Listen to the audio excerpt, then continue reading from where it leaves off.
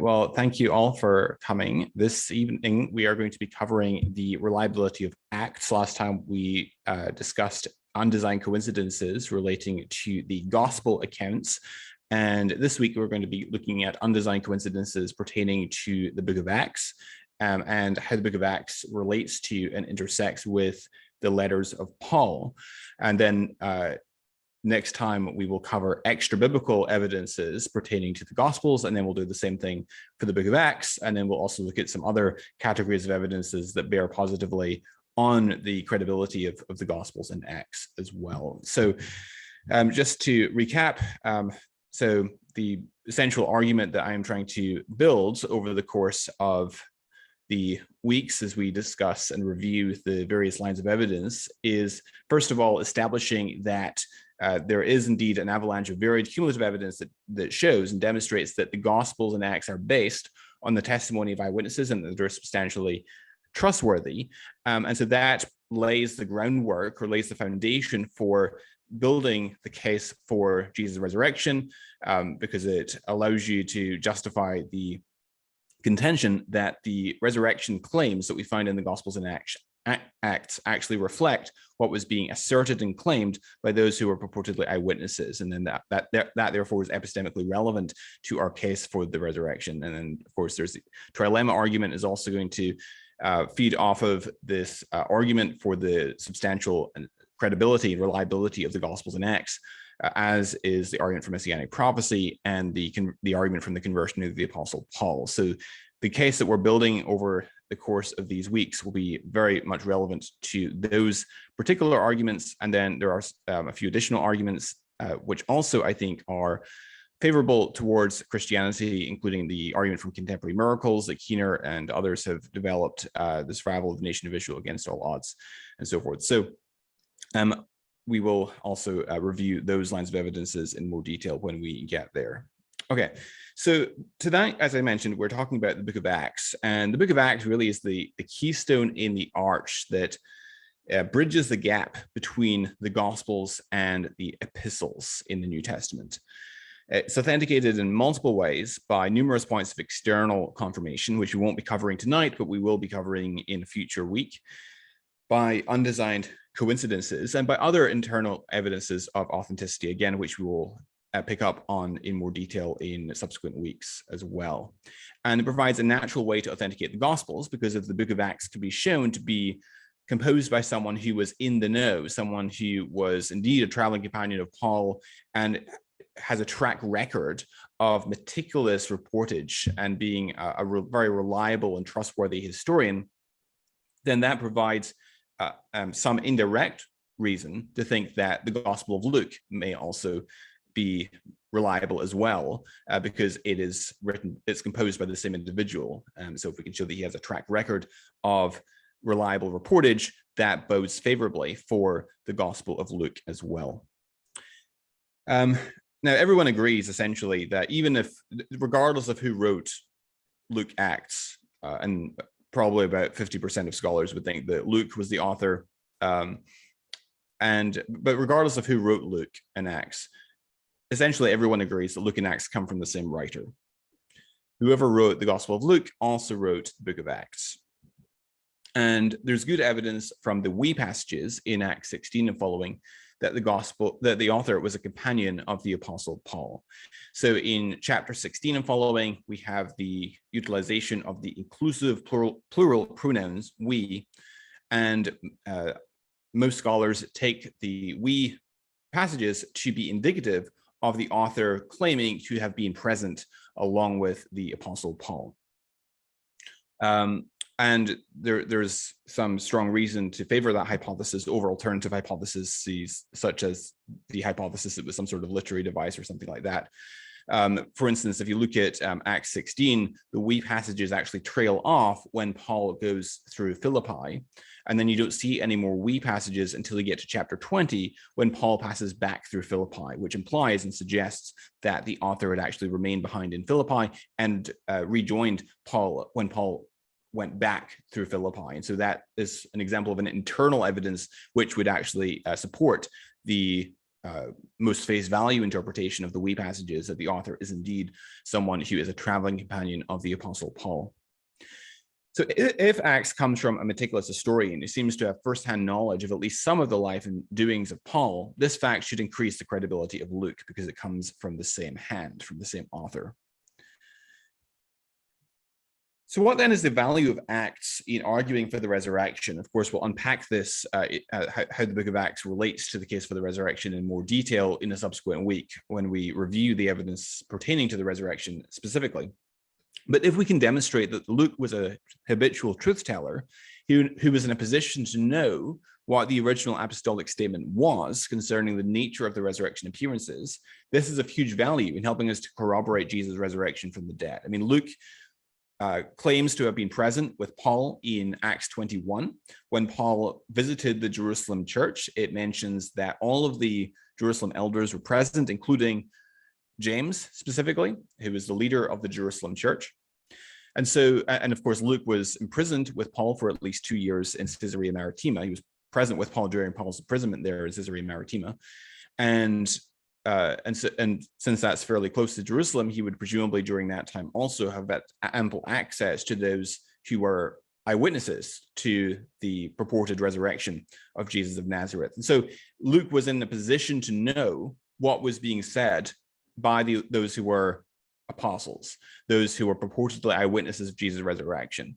And so that, and if Luke is shown to be someone who is a meticulous historian, who's very, very reliable and sincerely trying to represent what he knows to be the case, that adds credibility to the idea that the claims that we find in Luke Acts concerning the nature and variety of the resurrection encounters with the risen Jesus actually reflects what was being asserted by the Jerusalem apostles, and that is relevant epistemically to making the positive case for the resurrection. If you want more detail on that, I would refer you to my essay published on my website on the evidential contribution of Luke Acts to the case for the resurrection. And feel free to send me an email if you can't find it, and I will be glad to send you a copy of that particular essay. So without further ado then, let's move into the argument from undesigned coincidences in the book of Acts. Now, this argument, of course, was first developed by a Christian philosopher by the name of William Paley, who lived between 1743 and 1805. And you might be familiar with William Paley from his Natural Theology, which is his most famous work, where he puts forward the watchmaker analogy, the argument for design. And but William Paley was also a formidable Bible scholar. He wrote a book called Hora Paulinae, which being translated from the Latin title means that the times of Paul. He also wrote a book called A View of the Evidences of Christianity. I highly recommend his work. Excellent writer and thinker. But he, in his book Hora Paulinae, where he tries to adduce these examples of these undesigned coincidences between the book of Acts and letters of Paul that substantiate the authenticity of both, he writes concerning these undesigned coincidences, and I quote, "In examining, therefore, the agreement between ancient writings, the character of truth and originality is undesignedness. And this test applies to every supposition, for whether we suppose the history to be true, but the letters spurious, or the letters to be genuine, but the history false, or lastly, falsehood to belong to both, the history to be a fable, and the letters fictitious, the same inference will result, that either there will be no agreement between them, or the agreement will be the effect of design. Nor will it elude the principle of this rule to suppose the same person to have been the author of all the letters, or even the author of both of the letters and the history, for no less design is necessary to produce coincidence between different parts of a man's own writings, especially when they are made to take the different forms of history and of original letters, than to adjust them to the circumstances found in any other writing." And so basically, I realize the language is a little bit archaic, but basically what he's saying is that there are these artless dovetailings between the book of Acts and the letters of Paul, these undesigned coincidences that are surprising if the letters are not written by the Apostle Paul that they purport to be written by, and also surprising if what we find in the book of Acts is not historical reportage. And he adduces scores of examples between the book of Acts and letters of Paul. I'm just going to give you a sampling of those this evening. There's well over 40 examples of these undesigned coincidences that one can adduce. Just taking Romans, 1 Corinthians, 2 Corinthians, and Galatians, never mind the other letters of Paul, we can adduce more than 40 examples of this sort of coincidence between the book of Acts and the Pauline corpus. Let's turn to an example then So Paul wrote First Corinthians from Ephesus. We know this because he sends greetings at the end of the letter from Aquila and Priscilla, whom we know from Acts he met in Corinth, and they traveled with him as far as Ephesus. He also makes an allusion elsewhere to remaining in Ephesus. So he's writing from Ephesus, which everyone agrees, and he's probably writing around the year 53 or thereabouts AD. And in 1 Corinthians 4 and verse 17, he says, "That is why I sent you, Timothy, my faithful and beloved child in the Lord, to remind you of my ways in Christ." And so at the time of his writing his letter from Ephesus to Corinth, he's already sent Timothy on his way. Notice the past tense there. That's why I sent you, Timothy. Timothy's already been sent at the time of his writing. Nonetheless, in chapter 16 and verse 10, we read, "When Timothy comes, see that you put him at ease among you, for he's doing the work of the Lord as I am." So notice the future tense here, when Timothy comes. And so Paul, even though he's already sent Timothy at the time of his writing, he nonetheless expects his letter to arrive in Corinth before Timothy does. How can we make sense of this then? Well, we'd infer that Timothy must have taken some indirect route to Corinth. And indeed, if you look at a map, we see, so Ephesus is in Asia Minor, what we now know as Turkey here, and he's sending a letter to Corinth, which is Corinth is capital of Achaia, what we now know as Greece. And the most obvious way, of course, to send a letter from Ephesus to Corinth would be over the Aegean Sea with a favorable wind. And we'd infer from those clues then in 1 Corinthians that Timothy must have taken a less direct way to Corinth, presumably going the overland route from Ephesus through Troas, through Macedonia, and round to Corinth. Now, when we turn over to Acts chapter 19, which concerns when Paul is in Ephesus, we find that this is exactly what happens. It says in verse 21 and 22, "Now after these events, Paul resolved in the Spirit to pass through Macedonia and Achaia," that's where Corinth is, "and go to Jerusalem, saying, after I have been there, I must also see Rome. And having sent into Macedonia 2 of his helpers, Timothy and Erastus, he himself stayed in Asia for a while." Now, notice that, so Paul remains behind in Asia, in Ephesus, where he's been, and he sends Timothy along with his buddy Erastus up through Macedonia, which is exactly what you would predict from those clues in 1 Corinthians. But notice that Acts doesn't even mention Corinth as the destination of Timothy. It's such a casual dovetailing that it tends to support the historicity of the account. Furthermore, when we get to chapter 20 in verse 4, we read, so read it from the first 4 verses. "After the uproar ceased, Paul sent for the disciples, and after encouraging them, he said farewell and departed for Macedonia. When he had gone through those regions and had given them much encouragement, he came to Greece." And of course, Corinth is in Greece. There he spent 3 months, and he actually writes Romans when he's in Greece at this time during those 3 months. "And when a plot was made against him by the Jews as he was about to set sail for Syria, he decided to return through Macedonia. Sopater the Berean, son of Perhas, accompanied him, and of the Thessalonians, Aristarchus and Secundus and Gaius of Derbe and Timothy." So Timothy did, in fact, end up in Corinth, just as you would predict from those clues that we read in 1 Corinthians. But notice that this is such an indirect connection that it really supports the historicity of the account. Now, let's go back to this text that we just read in Acts 19. It says in verse 22, "Having sent into Macedonia 2 of his helpers, Timothy and Erastus, he himself stayed in Asia for a while." Now, notice Timothy's traveling companion is Erastus. Now, who is Erastus? Well, Erastus, it turns out, was from Corinth. How do we know this? Well, in Romans 16, and everyone agrees that Romans was written from Corinth, it says, verse 23, "Erastus, the city treasurer, greets you." So he was the city treasurer of the city of Corinth. Furthermore, in 2 Timothy 4, verse 20, it says Erastus remained at Corinth, which also implies that Corinth was Erastus's hometown. We also actually have an archaeological discovery. This is a pavement slab that was recovered from the ancient ruins of Corinth that says Erastus bore the expense of this pavement. And so there you have a very minor biblical character that's actually corroborated by an archaeological discovery. And so it's no wonder then that Timothy, going up through Macedonia on his way around to Corinth, is accompanied by Erastus, who just so happens to be from the city of Corinth. And so it all fits in beautifully with those clues in 1 Corinthians and its intersection with Acts 19 in a way that really supports the historicity of the account that we read in Acts. Here's another example. This is in Acts 18. Verses 3 through 5, it says, this is when Paul is in Corinth and he gets acquainted with Aquila and Priscilla. And it says, because he was of the same trade, he stayed with them and they were working, for by trade they were tent makers. And he was reasoning in the synagogue every Sabbath and trying to persuade Jews and Greeks.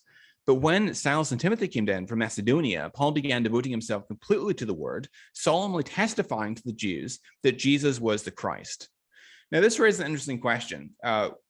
Why does he change his ministry model? He'd been previously working during the week and doing his ministry activities on the Sabbath day, but then he changes abruptly his ministry model so that he's now devoting himself completely to the word, all of the other days of the week as well. Well, what caused the shift from Paul's working all week and doing evangelism on the Sabbath to his devoting himself completely to the word? Well, apparently it had something to do with the arrival of Silas and Timothy from Macedonia. Now, the question is actually answered if you go to 2 Corinthians chapter 11, verses 8 and 9, where it says, I robbed other churches by accepting support from them in order to serve you.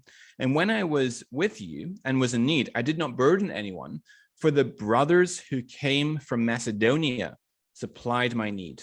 So I refrained and will refrain from burdening you in any way. And so they clearly brought with them financial resources, which allowed him to change his ministry model.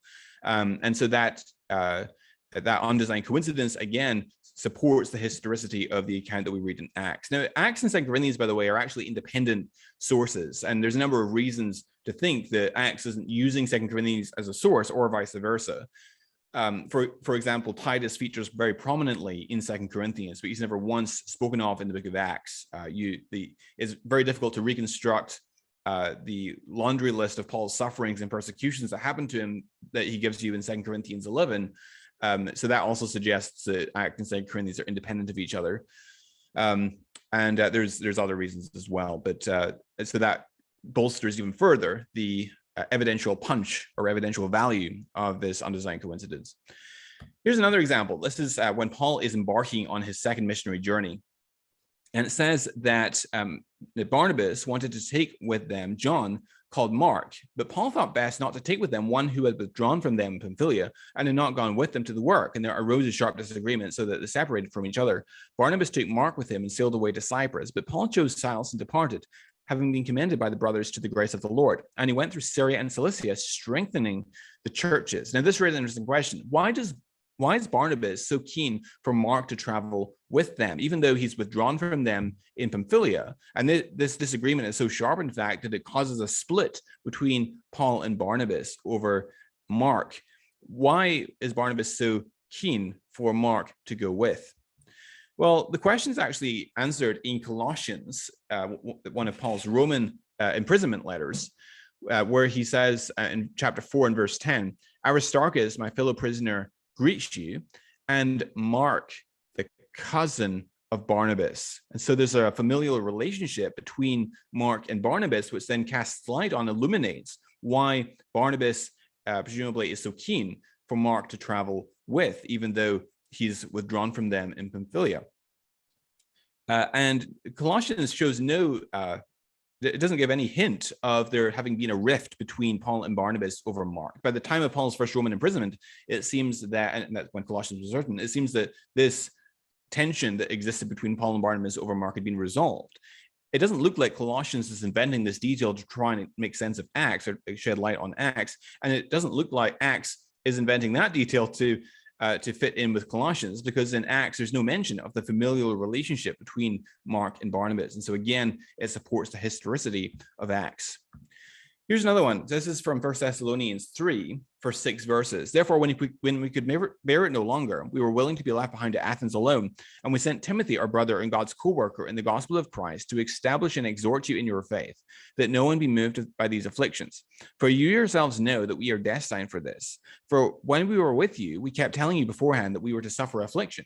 just as it has come to pass, and just as you know. For this reason, when I could bear it no longer, I sent to learn about your faith, for fear that somehow the tempter had tempted you, and our labor would be in vain. We were willing to be left behind at Athens alone, and we sent Timothy. But now that Timothy has come to us from you, and has brought us the good news of your faith and love, and reported that you always remember us kindly and long to see us as we long to see you. Now, from 1 Thessalonians 3, the text that we just read, it appears that Paul was alone at Athens, having sent Timothy to Thessalonica, and that Timothy joined him afterward.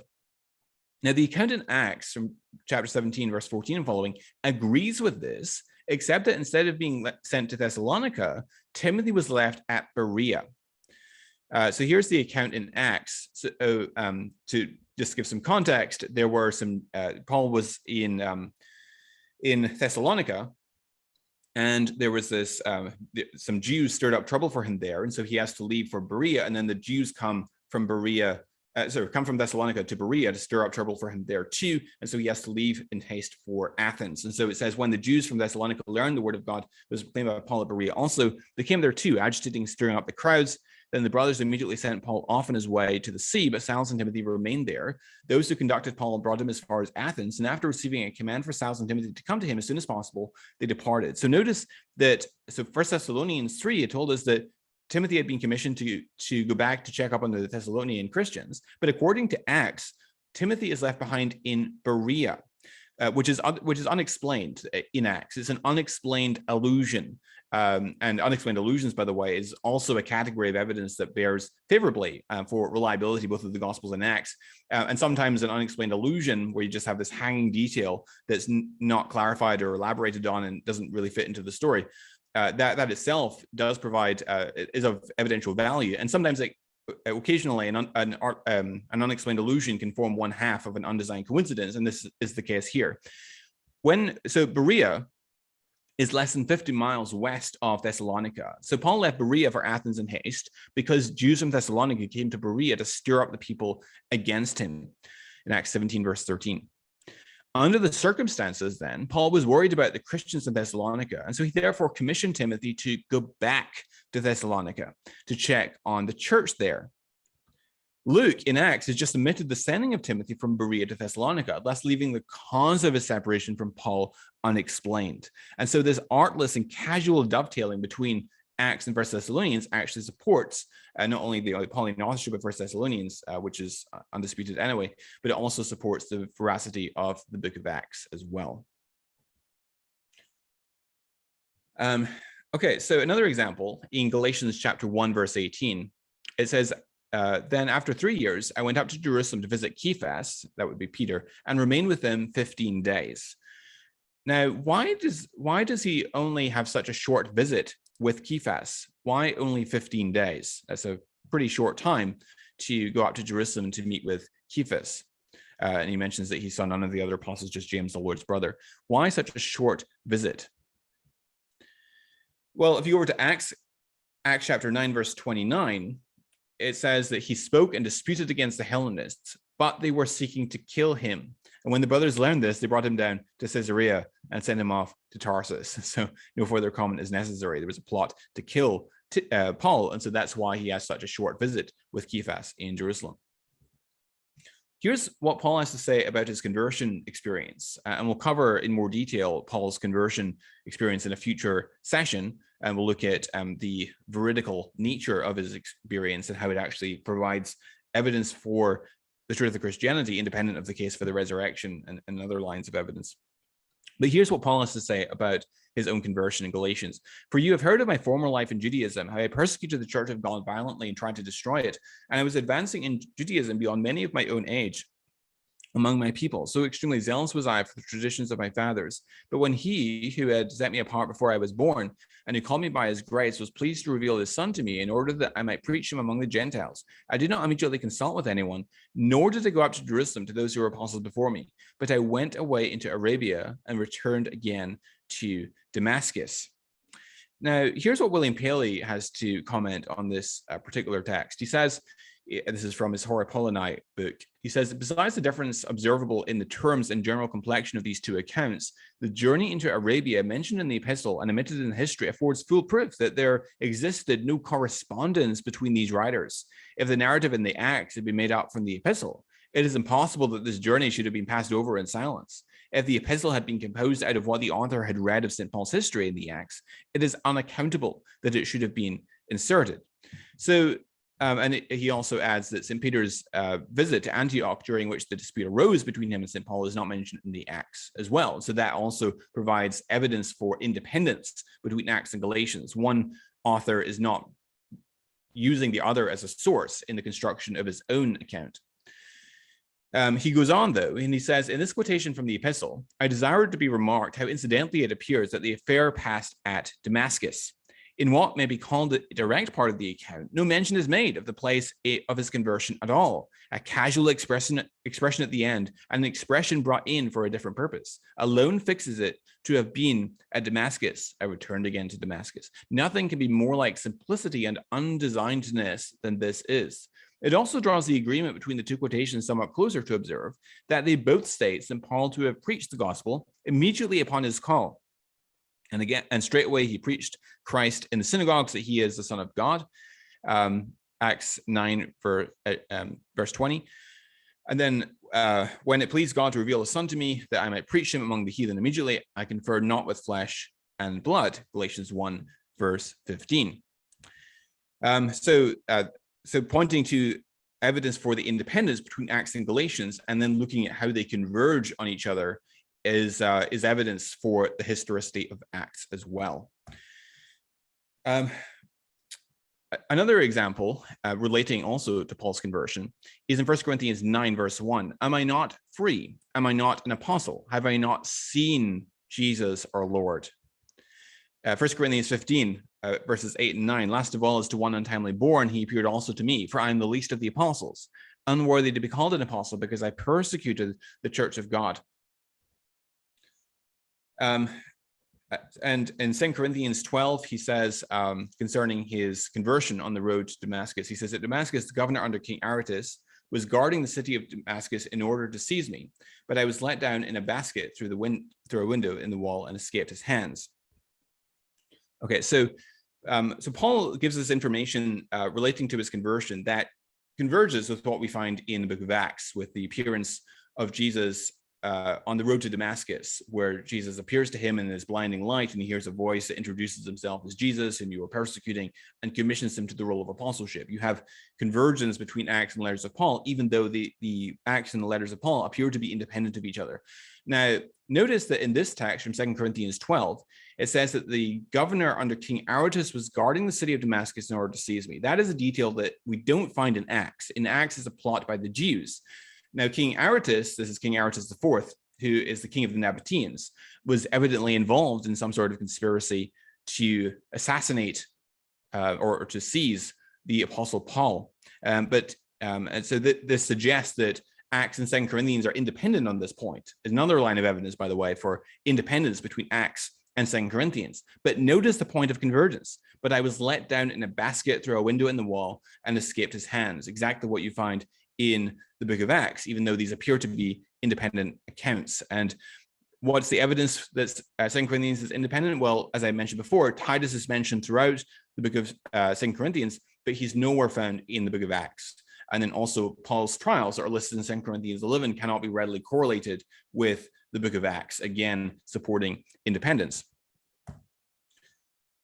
Here's another example of an undesigned coincidence relating to the divisions and factions at the Church of Corinth. It says, I appeal to you, brothers, by the name of our Lord Jesus Christ, that all of you agree that there be no divisions among you, but that you be united in the same mind and the same judgment. For it has been reported to me by Chloe's people that there is quarreling among you, my brothers. What I mean is that each one of you says, I follow Paul, or I follow Apollos, or I follow Cephas, or I follow Christ. Now, what is the basis for these divisions and factions among the Corinthian Christians? Well, there's a clue as to Paul's meaning in verse 17, where he says, for Christ did not send me to baptize, but to preach the gospel, and not with words of eloquent wisdom, lest the cross of Christ be emptied of its power. Another clue is provided in 2 Corinthians 10, where he says, I do not want to appear to be frightening you with my letters, for they say his letters are weighty and strong, but his bodily presence is weak and his speech of no account. Also in chapter 11, verses 5 and 6, indeed, I consider that I am not in the least inferior to these super apostles. Even if I am unskilled in speaking, I am not so in knowledge. Indeed, in every way, we have made this plain to you in all things. Now, let's draw the pieces together by turning to the book of Acts in chapter 18. Remember that the Corinthians Corinth being situated in Greece were into flashes of rhetorical excellence and persuasive speech and wisdom and oratory skills and so forth. And Paul doesn't have good oratory skills, or he's not a great rhetorician. He's a much better writer than he is a public speaker. But we know of someone else who did go to Corinth and was a fantastic orator and debater and public speaker. In Acts 18, we read, now a Jew named Apollos, a native of Alexandria, came to Ephesus. He was an eloquent man, competent in the scriptures. He'd been instructed in the way of the Lord, and being fervent in spirit, he spoke and taught accurately the things concerning Jesus. Though he knew only the baptism of John, he began to speak boldly in the synagogue. But when Priscilla and Aquila heard him, they took him aside and explained to him the way of God more accurately. And when he wished to cross to Achaia, that's where Corinth is, of course, the brothers encouraged him and wrote to the disciples to welcome him. When he arrived, he greatly helped those who through grace had believed, for he powerfully refuted the Jews in public, showing by the scriptures that the Christ was Jesus. And so that provides some illumination as to what's going on in the Corinthian epistles, that there's divisions and factions among the Corinthians, Corinth being in Greece, because Apollos was a better speaker, whereas Paul was not such a great speaker. And so that's why some were going after Apollos, and Paul defends himself against this point that he is not a great orator, unlike some of the other Christian leaders, such as Apollos. Also relating to this are the letters of recommendation that are alluded to in 2 Corinthians 3, verse 1. Are we beginning to commend ourselves again, or do we need, as some do, letters of recommendation to you or from you? Now, if we go over to Acts 18, verse 27, we read, and when Apollos wished to cross to Achaia, the brothers encouraged him and wrote to the disciples to welcome him. And so it's quite possible that Paul had Apollos personally in mind when writing 2 Corinthians 3, verse 1. Are we beginning to commend ourselves again, or do we need, as some do, namely Apollos, letters of recommendation to you or from you? But it's possible that Paul does not have Apollos personally in mind when he's writing this letter, but in that case, the verse fits with Acts by alluding to the letters of recommendation as a practice in the early church. And as I said, another possibility is that some in the Corinthian church were still comparing Paul with Apollos, and that Paul, though not wishing to attack Apollos, nevertheless, in his frustration, makes reference to the fact that he, unlike some, does not need such letters to commend himself.